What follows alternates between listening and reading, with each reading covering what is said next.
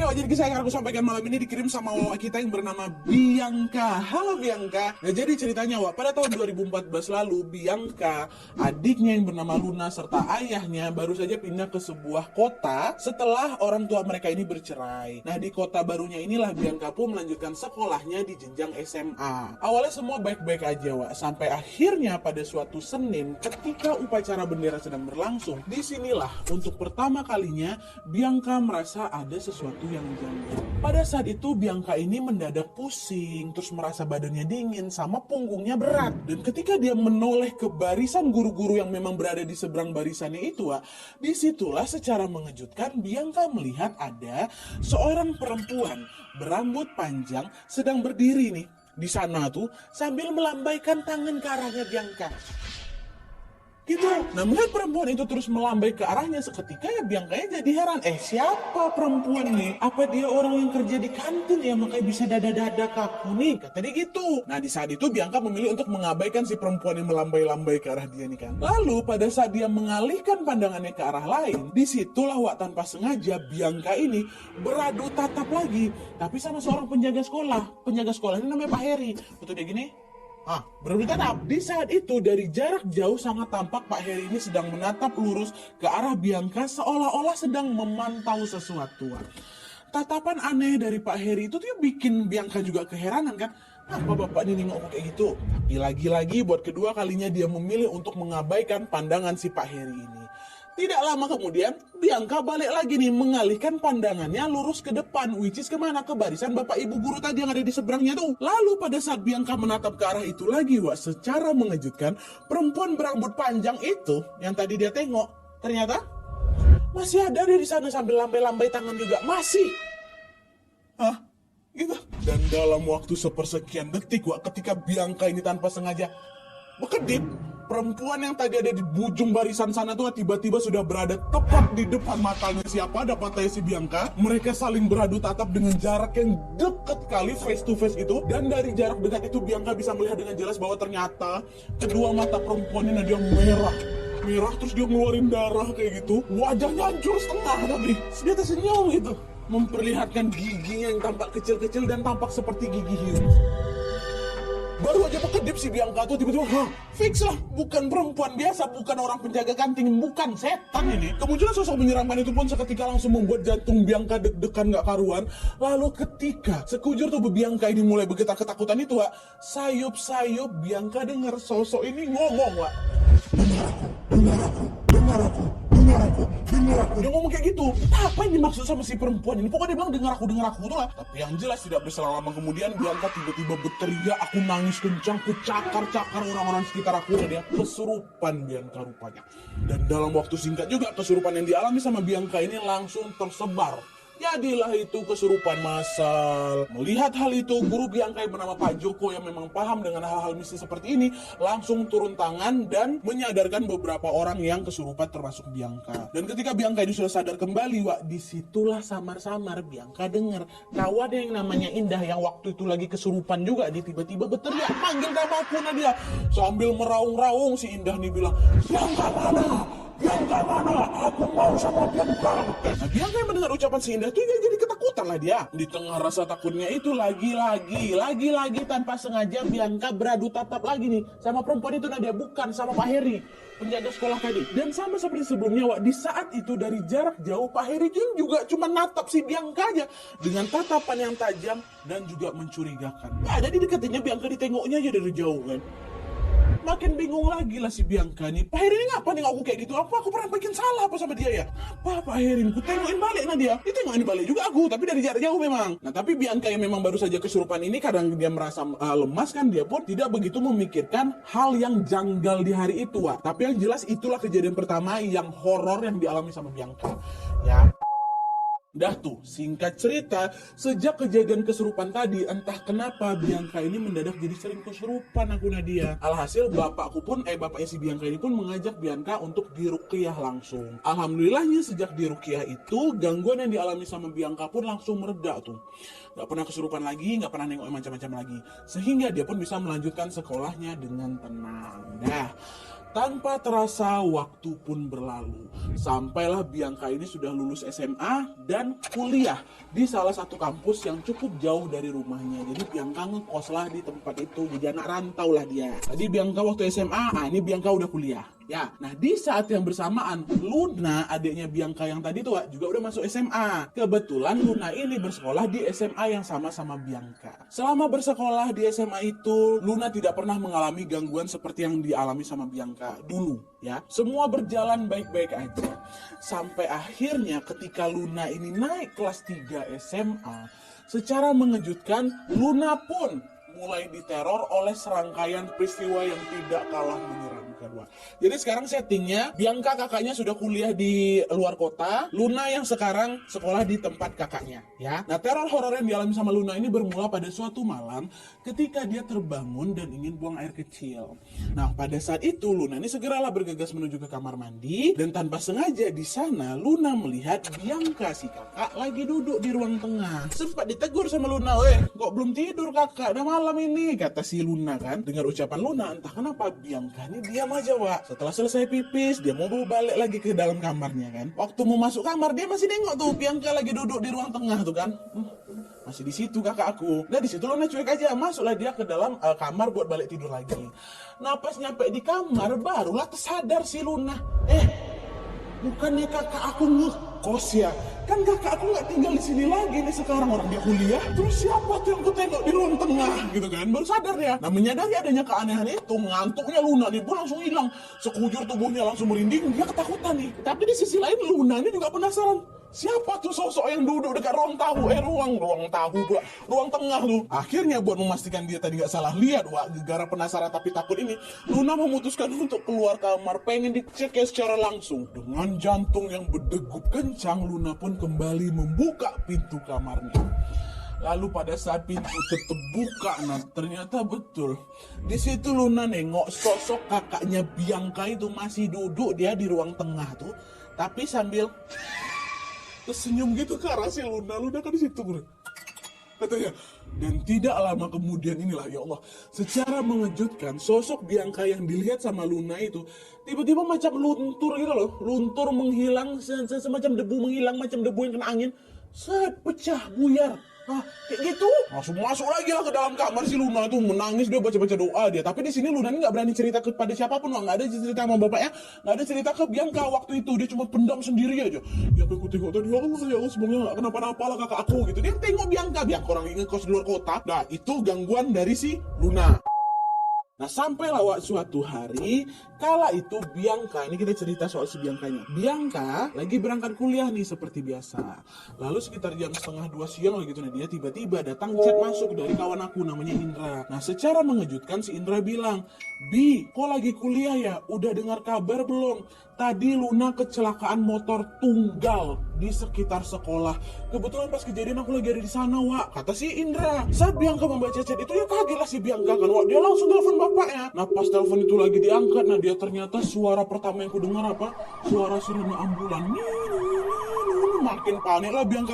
Papa kok ada di ambulan? Luna betulan kecelakaan, Pak, katanya. "Iya nak, iya ini papa lagi mau bawa dia ke rumah sakit. Bianca, kamu yang tenang ya kak ya. Jangan lupa doain adekmu," katanya. "Ya Allah Pak, gimana kondisi Luna sekarang? Udahlah Bianca, pulang aja lah sekarang ya." Jangan nak, jangan. Udah kamu gak usah pulang, kasihan kamu jauh soalnya. Yang penting kamu baca doa aja lah buat adekmu. Nanti papa kabarin terus gimana kondisi terbaru dia Luna. Kecelakaan Luna, Wak. Dan kan karena memang bapaknya melarang pulang, alhasil Bianca pun tetap berada di perantauan dengan perasaan yang gak tenang lah pastinya kan, Wak. Dia terus tuh menantikan kabar tentang adiknya Luna. Dan ketika kabar itu datang dari ayahnya, seketika perasaan Bianca semakin gak karu-karuan lagi. Dimana Bianca mengetahui kalau luka yang dialami sama Luna akibat kecelakaan itu ternyata parah kali, Wak. Kakinya patah, luka gores di mana-mana, koyak di mana-mana, serta darah segar terus mengalir melumuri wajahnya Luna. Saking parahnya kondisi Luna waktu itu, Wak, sampai-sampai Luna sempat dinyatakan koma. Ini Bianca ada nih ngirimin fotonya ke kami, Wak, waktu keadaan Luna babak belur. Bukan babak belur ya, hancur-hancurnya itu ada, tapi cuma buat kami, mohon maaf. Itu soalnya pesannya Bianca, Wak, tapi asli lah seram kali merinding, Wak, nengok Luna yang separah itu, Wak. Ya Allah. Nah, akhirnya setelah menjalani perawatan intensif, alhamdulillahnya pada hari keempat Luna bangun tuh dari komanya. Jahitannya juga sudah mulai mengering dan Luna pun sudah bisa diajak bicara kembali. Meskipun memang harus diopname, kabar tentang kondisi Luna yang semakin membaik ini bikin Bianca yang ada di perantauan pun menjadi lega. Sampai akhirnya sekitar 2 minggu kemudian tiba-tiba papa nelpon aku Nadia karena ingin membicarakan sesuatu yang penting katanya. Nah di situ mulai deg-degan lah Bianca, ini apa nih, sesuatu yang penting apa nih, papa mau ngomong apa nih, apa jangan-jangan Luna kenapa-napa nggak nih? Dan ketika mereka akhirnya teleponan tanpa banyak basa-basi, papa bilang apa? Papa kok bingung ya Bi, setelah Luna bangun dari komanya sikap Luna tiba-tiba jadi aneh, kata bapaknya. Hah, aneh gimana nih Pak? Ya pokoknya macam bukan Luna yang biasanya lah nak. Iya emang gimana? Adik kenapa? Luna tuh masih opname kan, lukanya memang belum sembuh total. Tapi masa ya nak ya di situasi yang kayak gitu Luna nih tiba-tiba jadi suka dandan. Dia sering pakai lipstick, dia sering minta parfum sama papa, minta disemprot-semprotin biar wangi. Luna nih jadi centil. Nah apalagi kalau ada perawat cowok, dia nih maunya harus dirawat sama perawat cowok aja, kata dia. Nah dengar ucapan bapaknya Bianca langsung tadi ngapa adekku kayak gitu? Biasa nggak kayak gitu, nah dia sewajar-wajarnya aja. Sewajar-wajarnya aja, kadang dia malas dandan. Ini kenapa tiba-tiba lagi berban semuanya minta dandan? Tapi untuk menenangkan suasana di sana Bianca bilang, oh Pak, mungkin itu efek obat bius kali Pak. Mungkin Luna ini belum sepenuhnya sadar itu. Iya juga sih, bisa jadi juga nih Bi, kata papanya. Iya Pak, udah tenang aja, semoga Luna semakin pulih ya Pak ya. Kabari terus lah pokoknya kondisi Luna ke Bianca ya apa ya, kata udah Papa tenang-tenang aja gitu. Nah iyalah nak, nanti Bapak kasih tahu gitu. Dah. Singkat cerita sekitar 1 minggu kemudian Bianca kembali nelpon bapaknya. Bianca yang nelpon untuk menanyakan kondisi Luna. Bianca bilang, halo Pak, gimana keadaan Luna? Oh alhamdulillah baik nak, baik. Luna udah mendingan, udah nurut dan sudah tidak centil lagi, apalagi sama perawat cowok. Luna udah jauh lebih baik kali lah nak dari sebelum-sebelumnya, kata bapaknya. Nah mendengar ucapan dari bapaknya lega lah aku Nadia. Dan karena memang kondisi Luna sudah makin membaik, di situ udah Bianca udah nggak mikir aneh-aneh lagi nih, dan adiknya sudah membaik. Nah intinya sampai situ.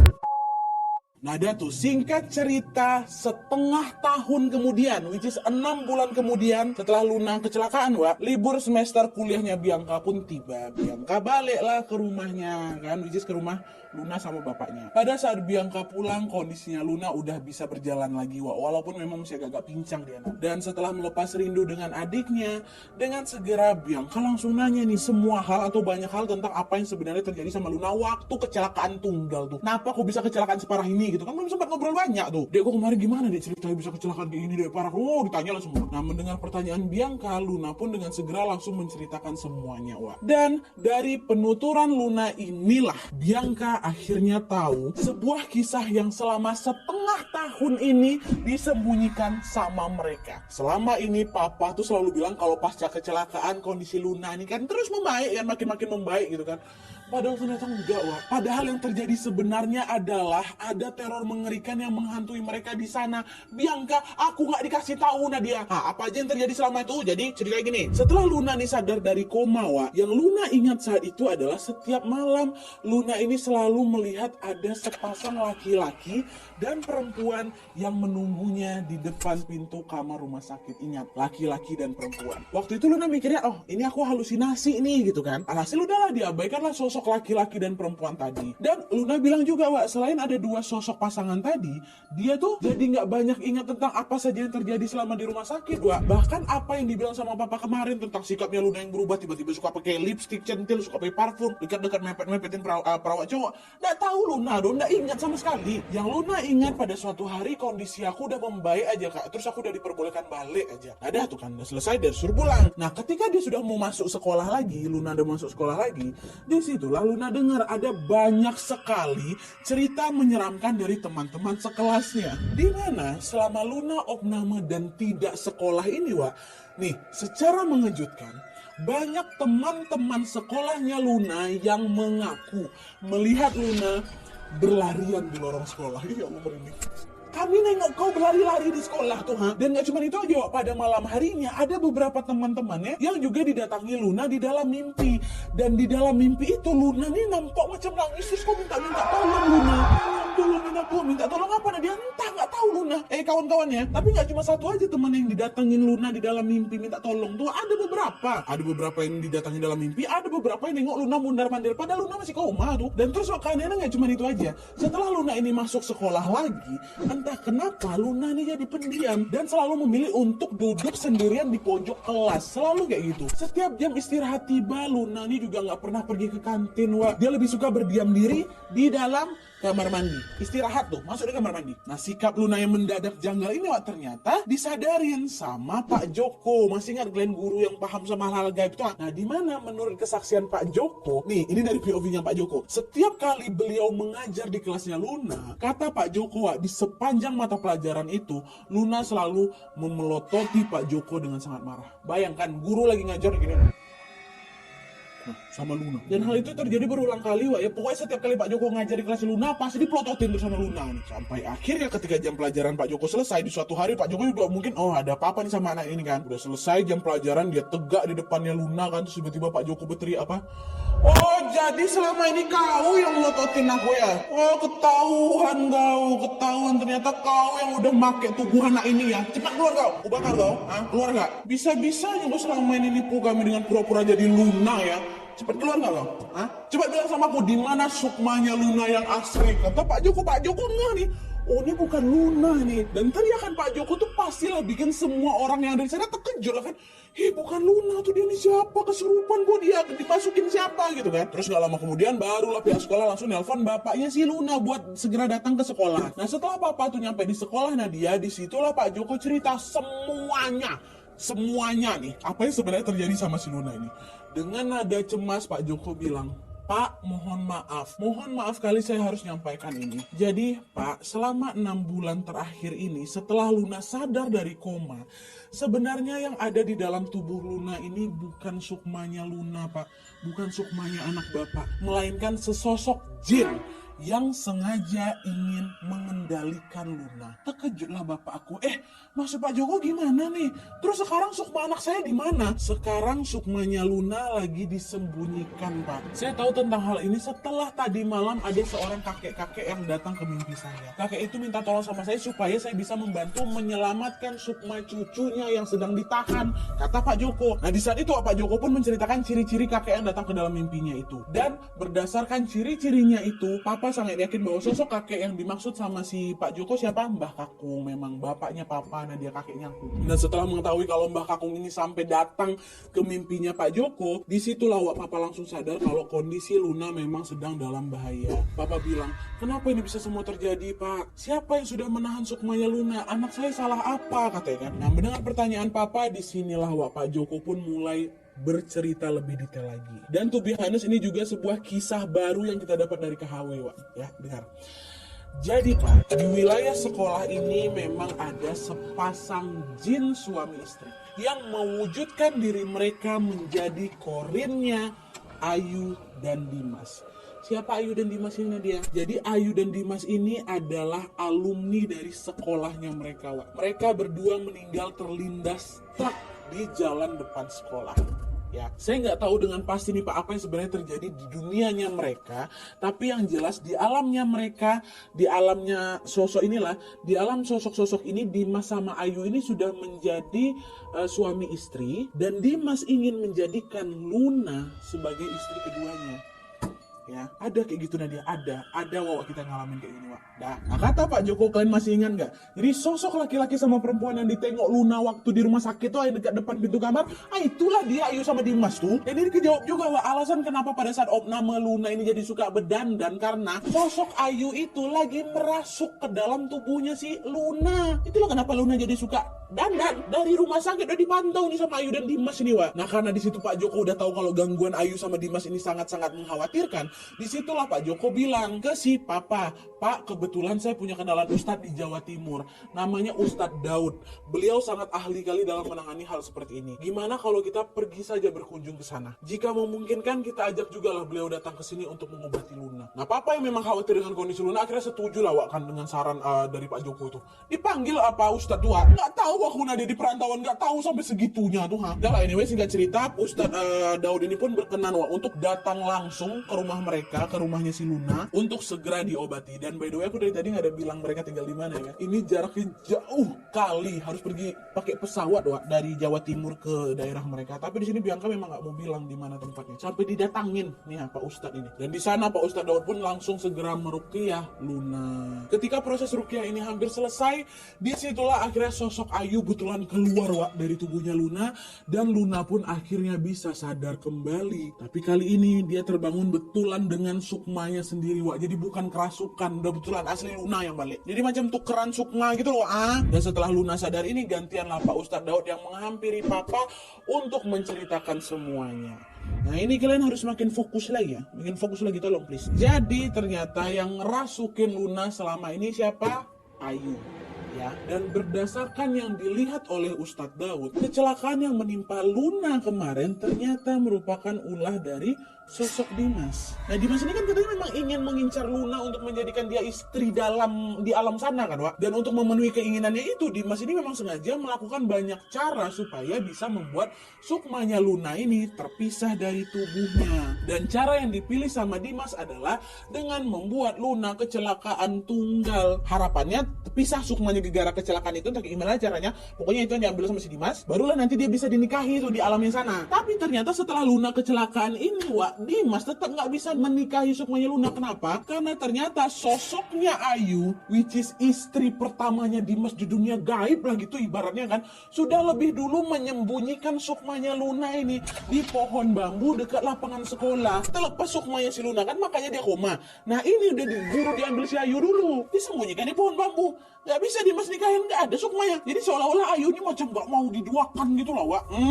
Dan selagi sukmanya Luna ini disembunyikan, Ayu sendirilah yang selama beberapa bulan itu merasuki tubuh adik aku Nadia dan berpura-pura jadi Luna.